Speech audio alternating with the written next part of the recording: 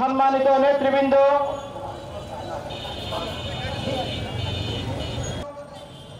উপস্থিত যশোরের বিভিন্ন সাধারণ বাংলাদেশ ছাত্র জনতার উপর গুলি চালিয়ে গণহত্যা চালানোর অভিযোগে সাবেক প্রধানমন্ত্রী শেখ হাসিনার বিচার দাবিতে যশোরে অবস্থান কর্মসূচি পালন করেছে বিএনপি। বুধবার বেলা 11টায় শহরের চৌরাস্তা মোড়ে কর্মসূচি শুরু হয়। সন্ধ্যা 6টা পর্যন্ত চলা এই কর্মসূচিতে জেলা বিএনপি ও সহযোগী সংগঠনগুলোর কয়েক হাজার নেতাকর্মী অংশ নেন। এদিন জেলা বিএনপির পাশাপাশি অঙ্গ সহযোগী সংগঠনগুলো জেলার বিভিন্ন স্থানে অবস্থান কর্মসূচি পালন করেছে।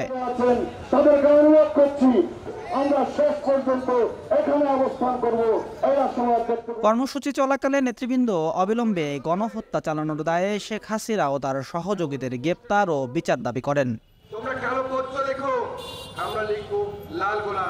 একজন চাষী, একজন দিন মজুরকে পরামর্শ দেয়। সাম্প্রতিক ছাত্র গণ আন্দোলনে গণহত্যা সংগঠিত হয়েছে।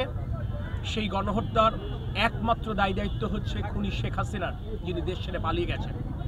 সেই খুনি শেখ হাসিনা এবং তার দোসরদের বিচারের আওতায় আনবার দাবিতে আজকে বাংলাদেশ জাতীয়তাবাদী দল বিএনপি যশোর সহ সারা দেশের সকল জেলা, সকল উপজেলা, এমনকি বিভিন্ন ইউনিয়নের গুরুত্বপূর্ণ বাজারে এই অবস্থান কর্মসূচি পালন করছে 14 এবং 15ই আগস্ট।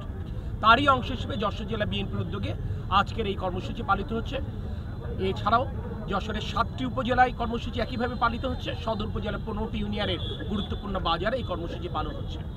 আমরা যেন গণ অভ্যুত্থানের মাধ্যমে যে অন্তর্বর্তীকালীন সরকার এই মুহূর্তে রাষ্ট্রীয় ক্ষমতায় আছেন তারা কিংবা দেশবাসী যেন আমরা না ভুলে যাই যে এই অন্তর্বর্তীকালীন সরকার ক্ষমতায় নেবার আগের 1.5 মাসের অরাজকতাটা কী ছিল।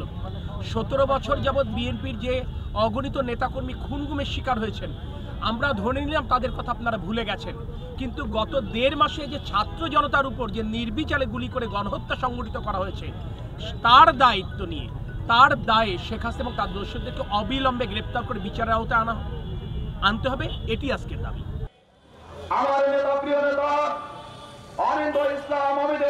অবস্থান কর্মসূচি চলাকালে বক্তৃতা করেন বিএনপির কেন্দ্রীয় কমিটির খুলনা বিভাগীয় ভারপ্রাপ্ত সাংগঠনিক সম্পাদক অনিন্দ্য ইসলাম অমিত, যুগ্ম আহ্বায়ক দেলার হোসেন খোকন, সদস্য সচিব সৈয়দ সাবুল হক সাবু সহ বিভিন্ন স্তরের নেতৃবৃন্দ। ডেস্ক রিপোর্ট, দৈনিক কল্যাণ।